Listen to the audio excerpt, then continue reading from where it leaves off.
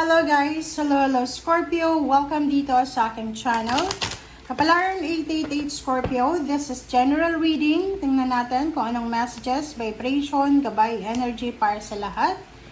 Sa lahat ng Scorpio na bago sa aking channel, please guys, gamitin mo ang iyong intuition sa panonood. Okay, Scorpio. This is for the first 2 weeks of August 2025. So, number 1, first card natin is number 9. Second card is number 2, which is 11. Change, main female. So, kung ikaw isang Scorpio na babae, so focus tayo dito sa babaeng Scorpio na to. Kung ikaw ay isang Scorpio na babae, may asawa ka man, walang asawa, hindi nagbabalak mag-asawa, medyo may edad na, sinasabi ng bara sa'yo na pareho kayo ng Pisces energy eh. Maybe you're preparing. Maybe you're applying for a job online. Parang gusto mong magtrabaho sa online, maging, for example, online seller, ganyan-ganyan. O yung iba sa inyo, maybe you're applying for a job international. Gusto mong subukan yung magtatrabaho sa ibang bansa, sa Middle East, sa Southeast Asian countries, sa Europa, sa Amerika, sa kung saan man na gusto mong balak na maghanap ng trabaho. So, nakikita ko sir dito na you're preparing. Handang-handa ka na dito or maybe naghahanda ka. Maybe you're packing your things, fixing your documents. Parang documents yon.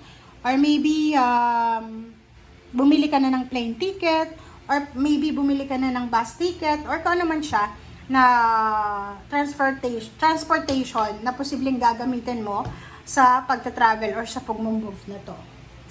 Okay, thank you. Scorpio.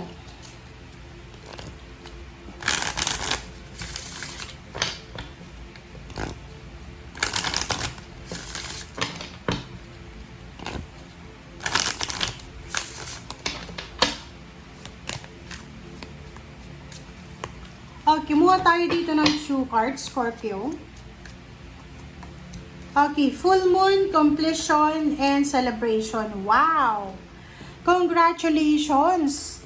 Meron ditong Scorpio na posibleng, may hinuhulugan kang sasakyan, motor, or parang yun na nga, sabi ko dito, maybe you're planning to travel, like nag-a-apply ka ba ng trabaho sa ibang bansa, naghihintay ka na makompleto yung papeles mo, yung kontrata, yung employer mo, parang ganon. And dito sinasabi na posibleng may completion and achievements and satisfaction na mangyayari sa buhay mo. And there's a celebration. So, posibleng, yun na nga, mayroon kang ma-accomplish na isang sitwasyon na pwedeng magdala sa'yo ng celebration. Yung celebration na to is maybe, yun na nga, pwedeng magse-celebrate ka because of success. Like, ano ba yan? Yung preparation para sa pagpunta ng ibang bansa, despedida party, or welcome party, or kung ano pa man to. Basta, there's a celebration na posibleng i-celebrate mo because of hard work, because of waiting, and because of preparation. Di ba? Pag halimbawa, naghahanda tayo, like fiesta, di ba? Pag fiesta, kailangan natin maghanda. Or yung iba, kahit konti maghahanda talaga. Because this is a time for celebration eh. Diba? So, full moon, completion. Like for example, may business ka, you're a business person, may kontrata ka, natapos mo siya. So, syempre magse-celebrate ka kahit small celebration. But you will celebrate because you finish it. So, finish line, accomplishment. Parang ganun.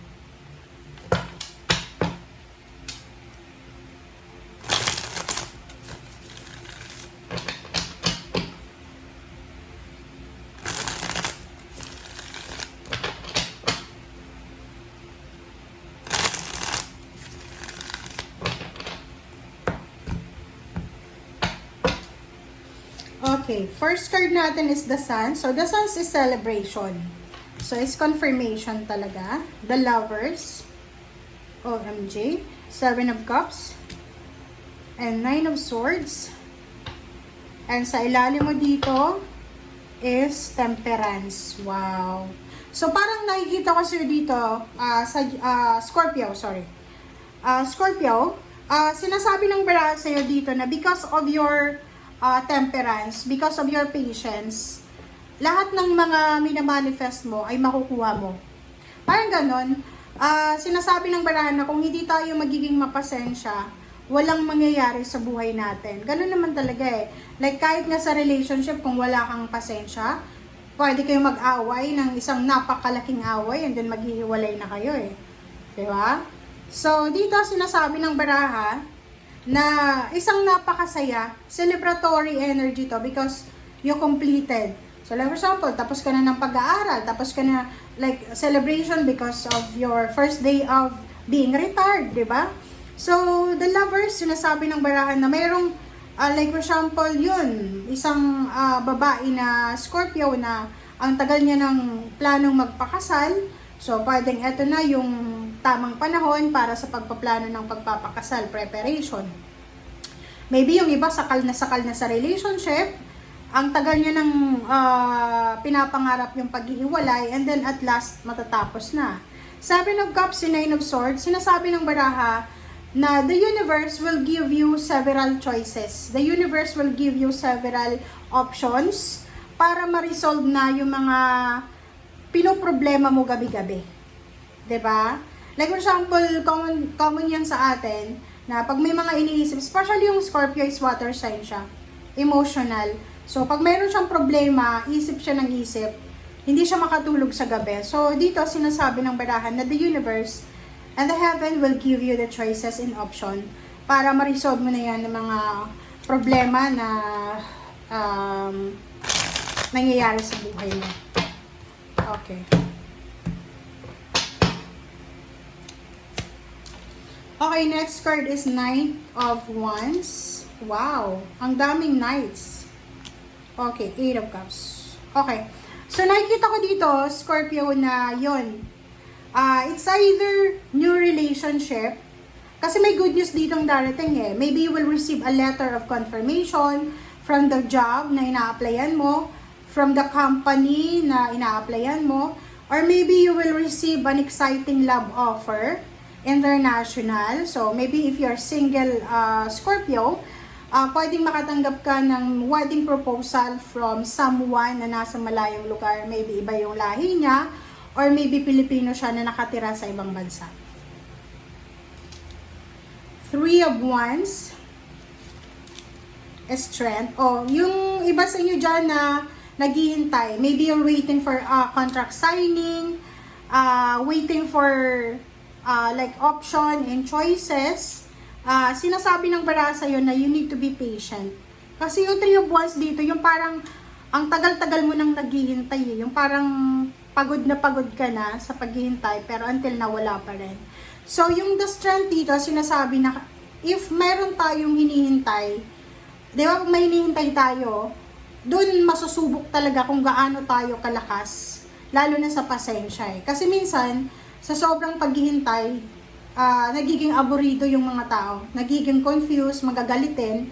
So, we need to be strong, we need to be courageous, we need to be determined sa hinihintay natin. And Two of Swords, sinasabi ng para, huwag tayong magsettle sa isang sitwasyon, sa isang bagay, sa isang relationship, na alam natin na hindi makakabuti sa atin, especially sa future. Sa ilalim niya is Queen of Wands, and then Six of Pentacles. So, sinasabi ng baraha sa'yo na you will, the universe will grant your wishes. The universe will give you the freedom to balance your financial situation. Halimbawa dati, yung parang hirap ka na balansehin yung pera.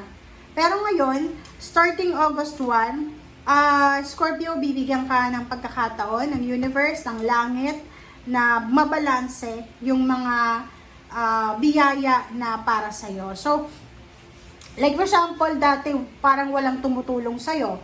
Yung dati na nagsasuffer ka alone. But now, sinasabi ng barahan na may mga mabubuting tao dyan sa paligid mo na posibleng matulungan ka sa kung ano man na pangangailangan mo sa buhay.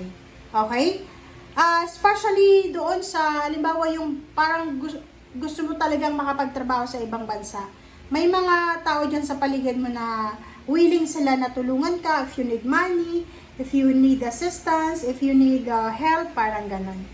Okay, so yan guys ang sinasabi ng baraha. Congratulations sa lahat ng Scorpio na may celebration, may accomplishment, or may completion. Thank you guys. Bye!